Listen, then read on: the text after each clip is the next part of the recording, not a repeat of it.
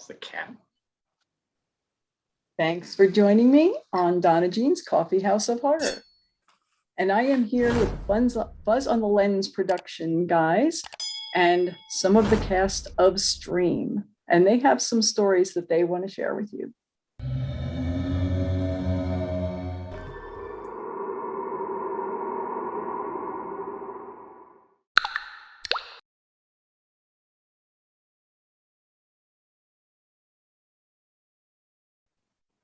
Well, thank you first and foremost, Donna, for having us on.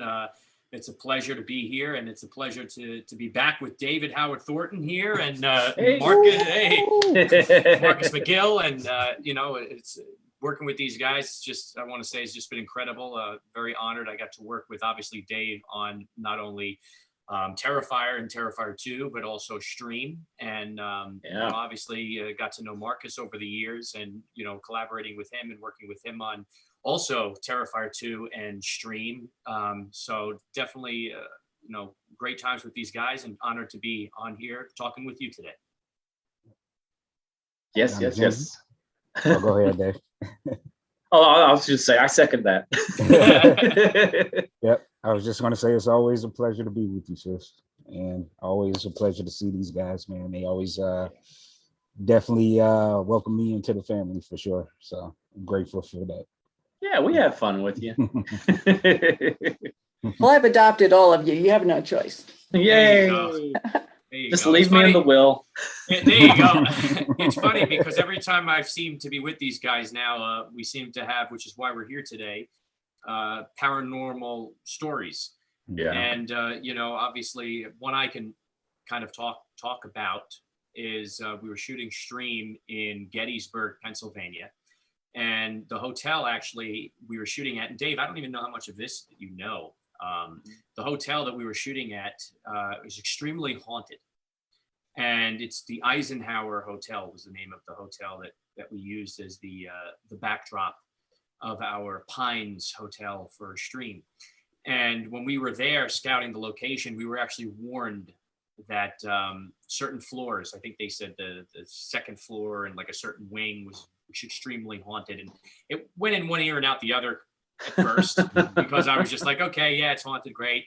We're here to shoot a slasher film, and I've dealt with this kind of stuff before, awesome. But the woman who works there kept insisting that we were going to catch something on camera or have an experience, and she's like, this will be great for your movie. I'm like, yeah, it's a slasher film, but all right, and it's not a paranormal. It's like, yeah, but you can go out in the back and there's bonfire. You can add a scene. There'll definitely be some ghosts there. And I'm like, again, slasher movie, but who knows?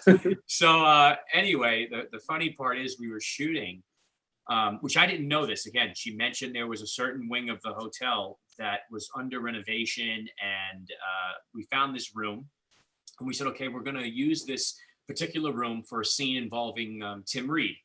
And anyone who knows Tim Reed, Tim is, fantastic actor. Stephen King's It and Sister, and was it WKRP Cincinnati? Cincinnati. Yep. Yeah, and just a ton of amazing work. So anyway, so we're in this room and we scouted it out, and we put some rigs and some things in there. And the reason why we picked this particular room is because the room was going to be demoed eventually. So they said, you can basically have the room to destroy it. And so we send our stunt team in, and they said, they don't care if we go to the walls, if we break the floor, whatever. I mean, they were coming up with crazy, whatever we do, and it doesn't matter. We don't need to repair it. So that was awesome. So we picked this room, and we picked it about 2 months before we ended up shooting in there because there needed some preps. It was a big stunt scene. And so our stunt guys rigging everything up, and then Danielle Harris, actually, and Craig Loygren, one of the producers on Stream, he's into ghost hunting and paranormal stuff. So he went to this wing, and he was getting a lot of, I guess, feelings and, all of this crazy stuff that presence. And he had these things that were going crazy, these sticks. Again, I don't know what they are, but they kind of pick up these frequencies, and it goes in for no and out for yes or something. So he was asking Like these they're questions. divining rods. Right. Yes, that's it. So he was asking questions, and him and Danielle, and anyway, they kept walking past this damn room that we picked to shoot in. And they kept getting this strange, crazy stuff. And they're telling me again in one ear and out the other, right? I'm just like, okay, I'm focusing on the movie. Anyway, so we fast forward to, and they found out a lot of these people that were there were all soldiers from the war. Because again, we were in Gettysburg. So there were a lot of former soldiers and things like that. And that have, I guess haven't fully moved on, and they're kind of caught in between. So we find this out, and I heard he has this recorder that, and you could hear also words and answers and stuff to your questions. So it was quite bizarre. We got like a name of one, and we'd have to have him on at some point because he probably has a better recollection of what the name was. But anyway, so now fast forward, we're shooting in this room, and the microwave randomly turns on, where literally no one is by it. We're in the corner. Like if the microwave is here, we got to be like 10 to 11 feet the other way. And the microwave just randomly turns on. And there was a worker that was in the room kind of just overseeing what we were doing. And we were like, oh, what the hell was that? And nobody was near it. So we unplug it, crazy. And the guy goes, I'm kind of shocked you're shooting in this room. And we were like, why? He goes, we haven't even rented out this room to guests. He goes, for like the last X amount of years, 5, 6, 7 years. I said, why? He goes, well, because it has so much activity and paranormal activity. Huh. He goes, it is the most haunted room in the entire hotel. And you guys are shooting in this room. And all of a sudden a chill just went. Now I'm like, damn, I should have remembered all those, hey, and one ear, not the other. What room was that again? So that was, we ended up shooting in that room, and the microwave just randomly turned on. Now I can't remember if it did it again. I think it did it twice. It did it, and the door opened up the second. And the door opened up, right? The second time the door opened, right?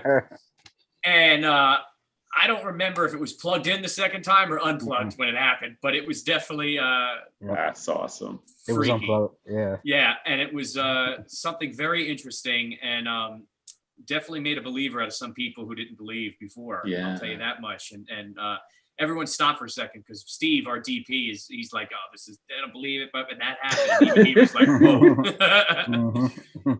And that's hilarious.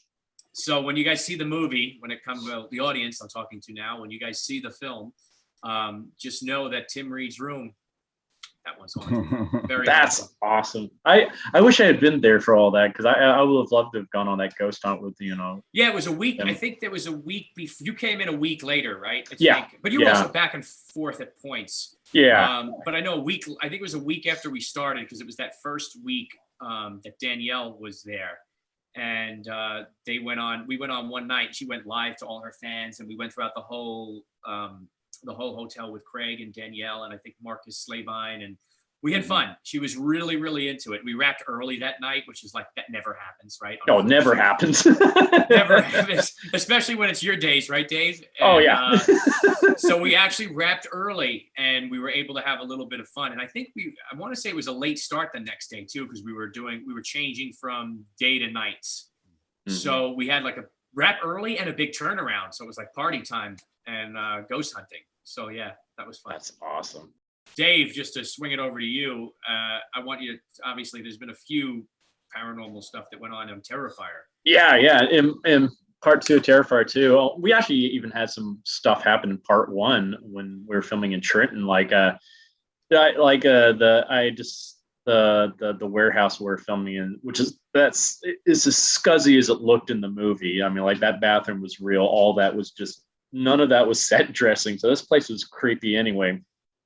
And I mean, I would occasionally see some shadow figures there, but like one day I noticed in the porta potty that we had out there was like this like white lipstick. It looked like someone had like kissed the mirror in the bathroom. And it was just like, okay, the only ones that had been on set were us, and no one would have kissed that mirror. So we're like, this is weird. There's this lip imprint on this mirror all of a sudden. We're like, this is weird, but that's nothing compared to like what we had in part 2 though. First of all, when we're filming upstate in New York and Canajoharie, we stayed in this house that was, I guess, a parsonage or something at one point, but it was turned into a summer camp. And the bishop that lived there passed away in the house, and So we had some weird things like, doors would open and stuff like that. I was one day, everybody else was on set, so I was alone in the house and I was using the bathroom downstairs and I heard someone walking upstairs and I thought someone had come home. And so I went up to go see who it was and no one had come in. And we had only really one door that went into the house and it would slam shut. So if someone came in or out of that house. So, and I never heard that door open or close. So there was someone walking around and that was just creepy. That whole house was very creepy. The basement was like locked, right? Yeah. We couldn't even get down there, but yet, like, I remember we saw from the outside. First of all, this was a blizzard, like when we shot this movie, and we were upstate New York, and always constantly snowing, like treacherous weather that you will never know when you see the film that we were shooting in blizzards. But I remember looking down into that basement, and there was like a light on in the basement. And then we'd go in there. And again, this basement is locked from the inside. And the only person that has a key, I guess, is the caretaker of the place. And came back around and now the light's off. It's like, okay, did the light die? Maybe, whatever. And then you go back and now the light's on. And it was just these little things in this, we called it the White House because it was literally an old, decrepit, big white house. And the noises, like Dave said, that would come out of this house, like, could be old rattly pipes, could be something else. And I know, was it Francesco or no? It was the Fulhams. Mm-hmm. Elliot and the father, Justin, they were there and they were upstairs in their room. And it was a similar situation with you where no one was home, and they heard the door upstairs open and close, and they thought somebody had come back, and then they said nothing. And then they heard there's a third floor to that house too, and they heard somebody walking up there, and there was nothing. It was just very weird. And they also had, I wish I had a picture of it. Someone has a picture of it, but there was this on the window of the door that we would always come in, had this hand of these these hands in prayer, and said pray on it, but they're like the creepiest, like bony, like skeletal looking hands. So it's like such a creepy thing, and just added to the vibe of the place. But that's what would happen in that house is not like near as creepy what happened when we were down in Philly filming at a Fright Factory. We had some weird stuff happen there, like a lot of it all happened on the same night, I think. I think there's 2 nights that we had stuff happen though. But I remember these. These were some nut stuff too. Yeah. Because like I think the main stuff that happened was like the night the heater caught on fire. Remember that? We're like, whoosh, oh god. But we're setting up for a shot in this little hallway area, and George is doing his thing, and he just starts yelling at Phil, who was nowhere near George at the time. He's just sitting over and chatting with Damien, several feet away in a different room. And George is like, Phil, you got to stop walking in front of the camera. Phil, I'm trying to set up the shot. And like, I'm sitting next to Elliot near George. I'm like, George, no one's been walking in front of the camera. No one's going in front of this thing. It's like, no, I swear, someone keeps walking in front of the camera and I can't see what's going on. I'm trying to set up the shot and it's pissing me off. Someone's got to stop doing this. Like yeah. It's like, no, George, there's no one there. He's like, I swear, I keep seeing someone walking out. And it's like, no, wow, dude. Wow. That's crazy. And then a little later on, oh yeah, go ahead. No, continue. Yeah, I was gonna say, do you remember when we were in a room shooting? And so the way the Fright Factory works, if anybody knows about it, it's this haunted house kind of dungeon. It's basement, huge warehouse. It's a warehouse that was converted into a haunted house for Halloween. It's an attraction. But when it's not Halloween, it's just basically a big empty space with their rooms that are still all there. So it's kind of like a maze to go through. Yeah. So we're in one of the rooms. So it's basically a real haunted house when it's not a fake haunted house. Right, exactly. So there's like this one room that we're in, and they're all themed, right? So there's like one room that we're in, and you can, because again, it's this maze that like we're prepping in a room that's like all these clowns and these dolls and stuff, right? It's like a farm. That's not creepy at all. Right. So it's like these dolls and kids and clowns, whatever it is, there's that one room, but we're in another room, not that room. And we're getting ready to move to that room, and all these things are motion censored, right? That they'll start going off, but everything is shut down. Everything is off. So yeah, we're they all, have their power. They have different grids throughout the Right. thing, and so we would only turn power on for like the The grid one that we little need. section we were Right. filming in. So Right. we didn't have power on into the grid where the doll room was. right. And we're all, Yeah. everyone is accounted for. Every single Yeah. person is on set that is there. We know this, and there's no one else in Yeah. the building. And the dolls start going off, and you start hearing them over, and it's creepy Yeah. kids laughing, and It's the creepy. It's like there's this one doll that's on a swing, and it starts Right. going, ha ha ha ha, come Oh, play man. with me. And we're all in there. We hear that thing going off. We're like, oh hell no. so then we Oh, go into hell we no. go into the room, and we go into the room, and it's like nothing's there, right? So I start waving my hand in front of the motion, and nothing's going off. And I'm saying, so we leave, and it happens again. So then we I think it was Phil or Damien or somebody, maybe it was Jason or Steve, somebody knew where the grids were. Or maybe the guy Frank came in Yeah, later. it was the guy, not Frank, Oh, but the friend, the guy who works with the him. guy that stayed there the whole time. And he took us to the grid, but it was off. The power was off to the section of where that is. So I remember, and I was physically there to witness the panels off. And I remember saying that, we all just looked at each other and we were like, whoa. And I'm like, all right, I will no longer be returning to that room. Yep. He even said that's like one of the most haunted areas of the whole entire thing too. He's like, yeah, that stuff happens a lot. People, so we had that happen. Then also in that same area where it was the same night that George had all that weird stuff. It was we're doing a scene I can't say, but it was Lauren and Elliot and I, and there's a door behind us going into one of the rooms that we needed to have shut. And so like Phil or someone yells out, hey, someone go close that door. So Lauren and I were getting up to go close the door, and all of a sudden the door just shuts itself on its own, and it was fully open. And it just, as soon as he said, someone please shut that door, the door just boom by itself. We're all like, y'all saw that, right? Somebody did shut the door. Yeah, we're like, thank you. And there were certain rooms I remember too that they were like, the owner was like, yeah, he's like, if you don't want any of your stuff being messed with, don't go and shoot in this room. And I think I don't want to say what they are because I don't want to give anything away of what happens in the film, but there was one particular room that he said and it was close to these areas. Like everything was like in this one section. Yeah. That is haunted. And I remember, of course, that's the room Damien said, we're going to spend all of our time here.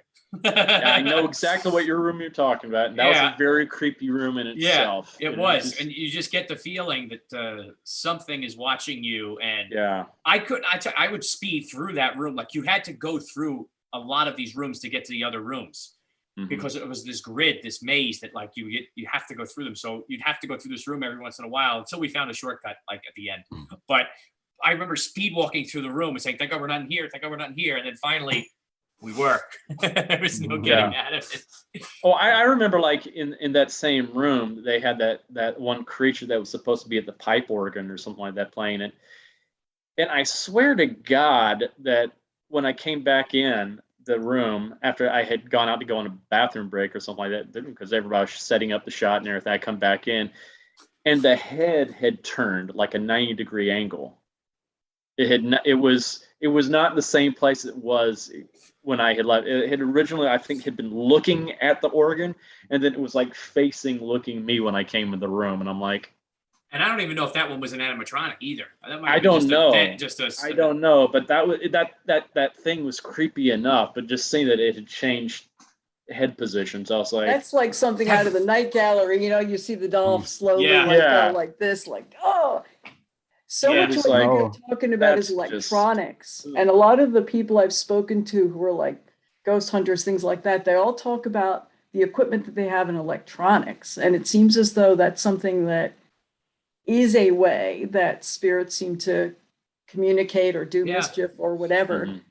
And that's like, wow. Yeah, maybe it's just the frequency or the vibes or the way they're able to manipulate them. I don't know.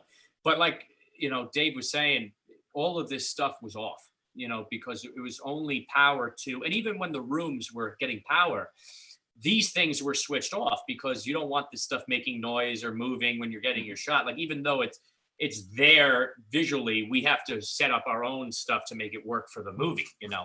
Yeah. Remember, these things were all set up to be in a haunted house, like a walkthrough thing. And so it's totally different what we need them to do for the film versus what they do in reality.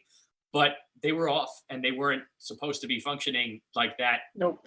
And I could attest and say I saw the grid was out. And it was bizarre for sure. Yeah, very bizarre. Oh, I also remember something that happened on part 1 when we're filming at Seaview Mental Hospital there on Staten Island. That's haunted as hell. Yeah, that place is creepy. And we're filming like the scene where you see me with the baby and, you know, the thumb sucking scene, all that kind of stuff. That's in the tunnels down there where they would, I think, bring the TB patients and stuff like that back in, so they didn't have to take them out through the main corridors. And there was this one night, our assistant makeup artist, she was there to, you know, do the girls' makeups and stuff like that. And everybody else is on set, and I'm in full costume makeup at this point, and we're bored. It's like maybe 2-3 o'clock in the morning. And also preface this, every night before we would start filming, security would go through the tunnels and everything just to make sure no one was down there and stuff like that. Make sure everything was safe, locked up, all that kind of stuff. So we're bored, and so we're like, hey, let's go check out these tunnels some. So we have nothing to do while they're filming with Samantha on set, because Samantha was the only other female there. And so we're going down this tunnel. We were just using like the lights from our cell phones to light our way. And also we hear this voice, like this female voice about 10-15 feet in front of us, mumbling to itself. And you could hear like feet shuffling around in like the grit that's down there. And we just didn't bother to go any further because there wasn't supposed to be anything down there. And we're just like, nope. And I did full makeup, blood all over me, all that kind of stuff. So I know I looked scary, but I just didn't care at that point. I was like, this is just too creepy. You know, I was like, it's nope.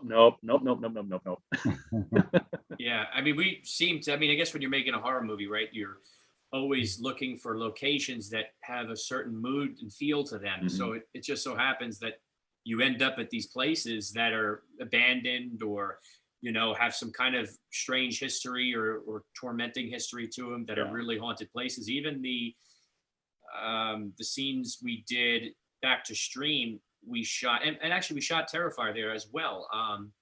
There's a psychiatric hospital, another one that we did some stuff for stream, and we did some stuff for Terrifier 2 on. And this place is also in books that you can look up as known as haunted places on Staten Island. And this is an old World War II veterans hospital called Bailey Seton.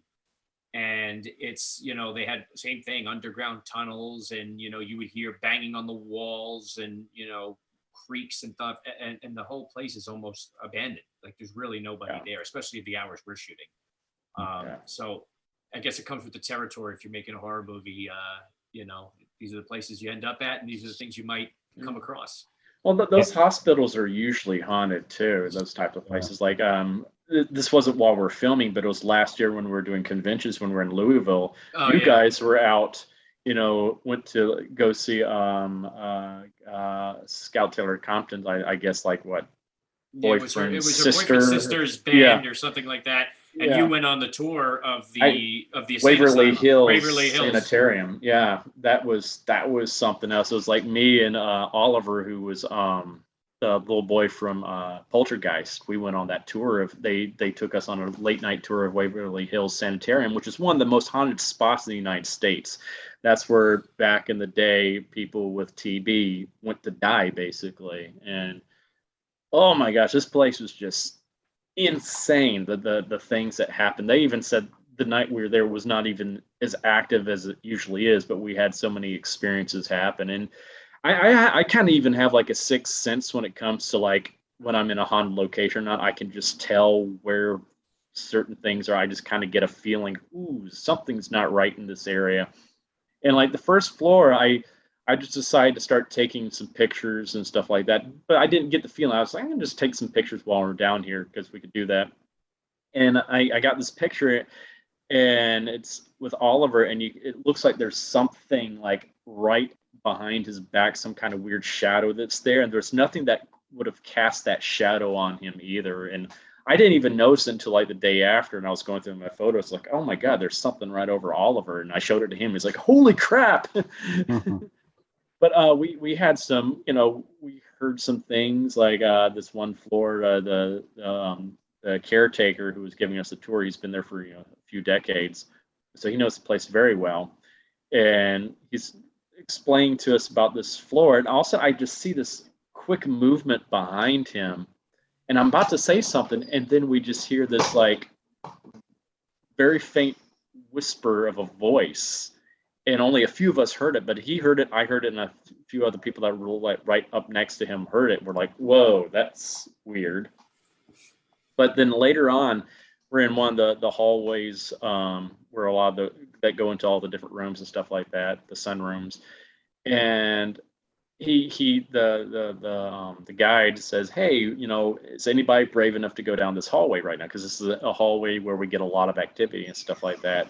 And so Oliver said, hey, sure, I'll do it. So Oliver's going down the hallway, and I mean, before this, we've been seeing some shadow people and stuff like that occasionally, to like heads poking out, and you saw a lot of that going on. But he's like, I see some shadows, some shadow people down the hallway over here, and we're like, dude, turn around. And between us and Oliver, we saw this shadow person just manifest on the wall right between it. It was just like right there. And so our guide's like, Oliver, come back.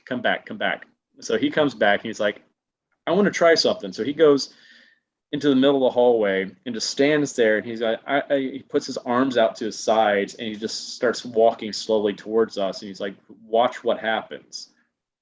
And so you see that shadow come from off the wall and comes behind him, and it looks like he had the silhouette around him like kind of expanded for a second, and it goes right through him. And then we just felt this cold go right through all of us, like it had walked through him and walks right through us. It was just one of the just whoa type of things. It's like, that was just unbelievable. How did he react when that was happening? I mean, he's like, he's used to this kind of stuff. He's like, he even came up, he's like, God, I got chills. And he had just chills all over, like chill bumps all over his skin. He's like, his hairs were on it. He's like, wow. It's like, I just wanted to see if that would happen, because it's happened a few times that this thing just walked right through him. And that was. Yeah, I remember you telling us that story. And I also heard a few voices, and like I would hear whispering in my ear occasionally or something like that. I'd be rounding a corner, I'd just hear this, and I'm like, what?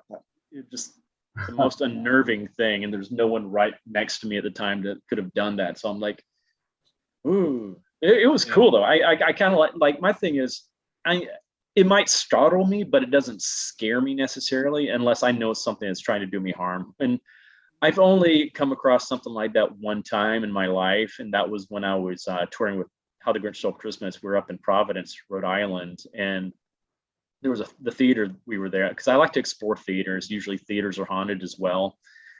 And I was going around checking out the theater with my castmate, and there's this room next to the lighting booth in this theater, and I stepped one foot in the doorway there, and every single warning sense in my body goes off at once. Like my hair just stand up, and I just got that feeling. I was like, I'm not going in here. And I'm like, so I stepped back and I'm like, hey, Jason, go in that room, check that out. And he had that same experience as soon as he stepped like one foot in that room. He's like, And we waited for some more of our co-stars to come up, and we're like, hey, go in there. And everybody had that same reaction to that room. And if I remember right, we asked people, that worked at the theater, they're like, oh yeah, I think there was like a murder-suicide that happened in there. And we're like, yeah, everybody stays away from that room. Everybody gets that same feeling, like something bad, evil is in that room. So we're just like, nope, no thank you. That's the only time I've ever felt that, though. And I was just like, that was a weird feeling. I was like, it generally scared me. I was like, right, that something is bad here. I don't know if you guys remember, we were doing one of the hallway scenes, and we kept hearing like little children's voices in the vents. Oh yeah. Oh god. Yeah. Shut those kids up. There are no kids here. Sir, there is no one else staying here. Well, the wrestling team had left. Remember, because they kept coming back. Oh. Yeah. Right. There was nobody there. There was everybody was gone. And sir, there's no one else in the hotel but you. Yep. And we kept hearing children's voices. And then we were doing another scene. And David, you were gone already. I think you had left. Dang it. But Mike, you remember the one room that was it was another room they were renovating or something like that. It was probably next to the room where we shot. It was probably this room. It was probably the room across. I remember there was some stuff in that room too. Yeah, it was some stuff in that room because they were like throwing stuff in there, and there was like a few mannequins, and it was like a creepy room. But we kept every time we went into the room, it was like this odor. It wasn't. Yeah. It's hard to explain. Like it wasn't like mold or anything like that. It was cold in there. Always cold. It was and it was colder than I remember that room. It was colder than the rest of. Like you'd be in the hallway. And it'd be a certain temperature, and you'd be like, okay. And then you'd go into that room, and literally it was only 3 feet into the room, and it would be like 15 degrees colder, like literally. And in an instant, you'd walk back out and right in, and there was no windows open. Nope. You know, there was no, because you could clearly see you're in the room, and it was just this empty kind of vacant, like he said, some, I guess, old furniture, maybe a mannequin, like bed sheet maybe was there, I think. That room was definitely creepy, and the electricity didn't work in that room either for some reason. But so, stuff kept moving. Right, and the lights would go on. Like I also remember hearing like a TV too. Yep. Every time we would go in, like say like the mannequin was like to my right. Next time I go in, it would be like a few feet. You know. Yeah, that was it was creepy. So that was on the same floor we were staying on, Dave, but around the bend, all the way down. Oh, yeah, I know where that room is now. Yeah. It was like all the way down and like off its own like little wing. Yep. Is that around the same area where Scott found the dead bat? Yes. Or whatever that was? Yes. It was down that hall, and like then it goes down that corridor. It was down in that area. Yeah. That place was that. Yeah, I got that whole vibe from that whole area of the hotel, even before we filmed there when we were there for the convention. That's how we knew it from the convention. Yeah. That's what I forgot to mention. That's where we found out about the place. I don't remember what was it? It was Scott's Pop Rock and Horror. Pop Rock and Horror. That's where I met you guys first. Yeah. But yeah, I back then I even had that vibe from that one area of the hotel. It's like, there's something down here. It's like The Shining. The hotel is like The Shining. Yeah. It's kind of like caught. I mean, they're renovating a lot of it now, right? But it's which is even more creepy because some of it's kind of new, and then some of it's just kind of trapped in this 70s time warp. Yeah. And you could tell at one point it probably was a really nice place to go with your family, and it just kind of, is run down now, and it's trying to polish it up a little bit, but it's not quite there yet. And there's also 2 hotels that are connected. Like there's like this newer version of it where we had, we're watching the Super Bowl and that spot. And then there's the older version, which is where we were mostly shooting and staying because it just had a great character, great feel, especially for stream. And so it worked out in that aspect. But yeah, it's kind of like this building that's just kind of trapped in its own little time zone, and it's very overlooked. Very overlooked, very shining. That's kind of what I was getting to, and it definitely felt that way when we were there. We actually pay a little. No one knows this, but actually, with Dave's character, we pay a little homage to The Shining. And it's in a way that if you're a real fan, you'll get it, and it's done ever so slightly, and it's done in its own kind of way. But for any fans of the Shining, it's definitely there. And we do a couple little tributes throughout the film that any horror fan, diehard horror fan, will, I think, really appreciate because this is a film, I've said this before, is a horror movie made for horror fans by horror fans. Every one of us are really, we're so blessed to be doing this and to be, creating. And You know, and that was a love letter really from all of us to our fellow horror fans. So I In think, genuinely haunted locations being filmed. Yeah. yep. So it was fun, definitely. And the battlefields were surrounding Right us. I down- think that yeah. was part of why it was so haunted. Literally, this was a hotel in the middle, where on the Yeah. right and left side of the road, you were in the battlefields. Yeah. Definitely a haunted area. It's just like, there's no doubt about it. I also never forget, like, the first time we were there for a convention, George came down to see us, and George got a little schnockered one night. He's like maybe around midnight, like, hey, let's go out to the battlefield. Let's go see some ghosts. Yeah. George drinking? No. I know. It's like him eating. What? No. I know. Yeah, he's a George, for anybody who's wondering, he's the director of photography on Terrifier 1 and 2. Great guy, a master at lighting and camera work. And George is a very mellowed out guy for the most part, like when you know him, but as soon as he drinks a little bit and he's hanging out with my brother Jason, he becomes something I've never seen before. Becomes a kid. Yeah. He's so funny. It cracks me up. Yeah, he's a lot of fun to be around, for sure. Mhm. And if you get to know him, you love him even more. Yeah. Rita Christine, who is a medium, and I interviewed for my first Paranormal Month chat, had said that she feels as though most people do experience spirits. It's just some people are not open to it. If they become open to it, they realize there's so much more around them. And boy, it sounds like you guys were certainly open to it. So, Yes, that's what, and I do believe that if you're open to it and you believe that, I think it's just that they kind of feel that, and it's like, okay, you know, we could screw with them a little bit. Mhm. Oh yeah.